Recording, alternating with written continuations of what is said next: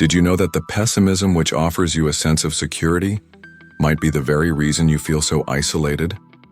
Why do you believe that protecting yourself from the world, constantly expecting the worst, is helping you? The truth is that even when we feel safer this way, the cost of this protection is far higher than we realize.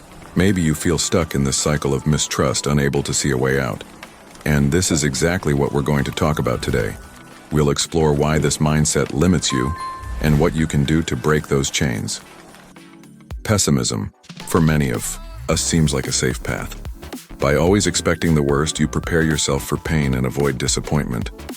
But does this really work in the long run? The problem is, by embracing pessimism, you isolate yourself. Life ceases to be lived to its fullest. You distance yourself from people, from moments, from opportunities. And worse, you distance yourself from yourself.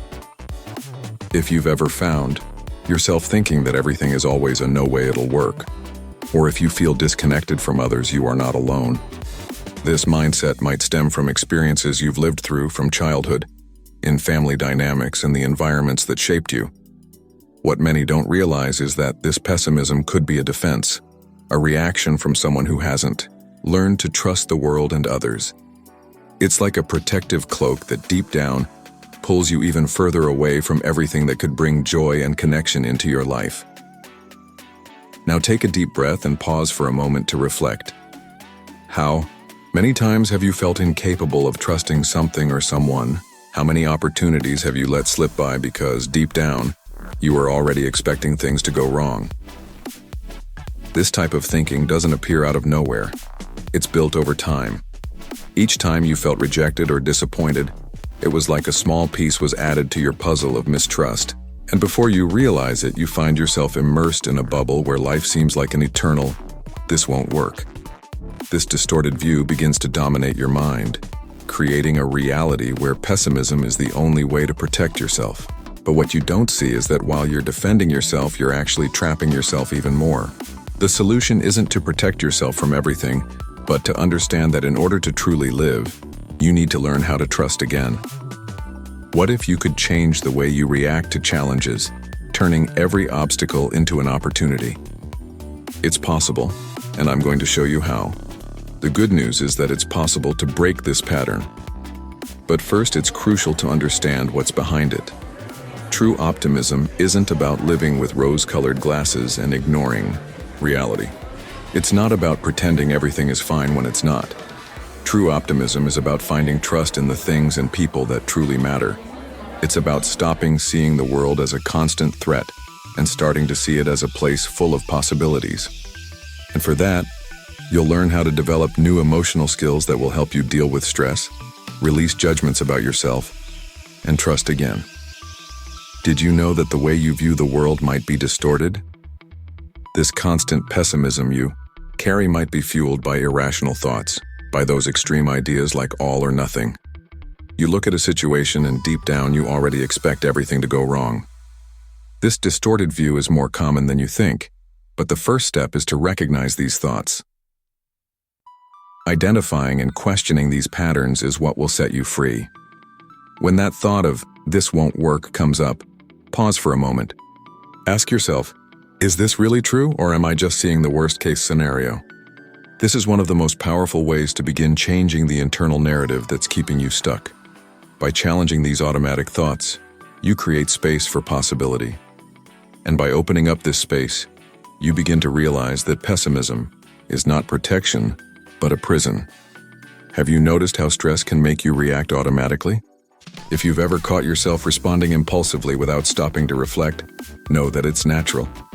Stress pushes us into a state of alertness, where our mind goes into survival mode. But what if I told you that the key to breaking this cycle of pessimism and isolation lies in how you manage stress? True transformation begins when you learn to recognize the physical signs of stress, like shortness of breath or tension in your body, and instead of reacting impulsively, you take a pause. This pause is the key to making more conscious, balanced decisions. When you stop and breathe, you gain clarity to see that the world can be challenging, but that doesn't mean it's always against you. On the contrary, it gives you an opportunity to grow, Now let's take it a step further. How do you see your challenges? For many of us, a problem might seem like an insurmountable obstacle. The pessimistic mind looks at it and already feels an overwhelming weight. But a shift in perspective is one of the greatest allies for anyone who wants to transform their life. Turning a problem into an opportunity for growth is a powerful exercise. When you look at something that seems impossible, ask yourself, what can I learn from this? How can I grow from this experience? This shift in mindset will give you a new way of acting and reacting to the world. Instead of feeling crushed, you'll start to see life as a series of learning opportunities. It's not about avoiding problems, but about learning to use them to your advantage. Life doesn't give you problems to destroy you, but to teach you. When the mind is filled with negative thoughts and energy seems scarce, emotional self-care is essential. But what does that really mean? Self-care isn't just about resting the body, it's also about nurturing the soul. And one of the most effective ways to take care of yourself emotionally is by practicing positive affirmations. Imagine starting your day by telling yourself, maybe I can't control everything, but I can control what I think and how I react, and that's enough. Simple, yet incredibly powerful. By using these affirmations, you start to transform your mindset and reprogram the way you view the world. Additionally, techniques like deep breathing or activities like feeling your feet on the ground or touching something soft can bring you back to the present, helping you reconnect with your essence. These small self-care practices are essential for creating an inner space of peace and balance, allowing you to no longer be a hostage of negativity. How many times have you caught yourself comparing to others, or worse, harshly judging yourself for not being good enough? Constant self-criticism is one of the biggest emotional prisons we can create for ourselves. But what you don't realize is that judgments about yourself only increase suffering. You need to learn to release this pressure. And one way to do that is by practicing detachment. Instead of comparing yourself to the idealized you that lives in your head, allow yourself to be human. Allow yourself to fail and learn. When you stop being so hard on yourself, you begin to accept and embrace who you truly are, and that's the first step toward true transformation. Many times, pessimism is a form of emotional repression. You hold on to your pain, your fears, and by doing so, you create an invisible weight that pulls you further from life. Expressing what you feel is one of the most powerful ways to free yourself from this prison. Write in a journal, talk to someone you trust, or even record your reflections. The simple act of talking about what you're going through can be liberating. It's when you allow yourself to express that you begin to realize you don't have to carry the weight of the world alone. You're not alone, and you don't have to face challenges with your head down.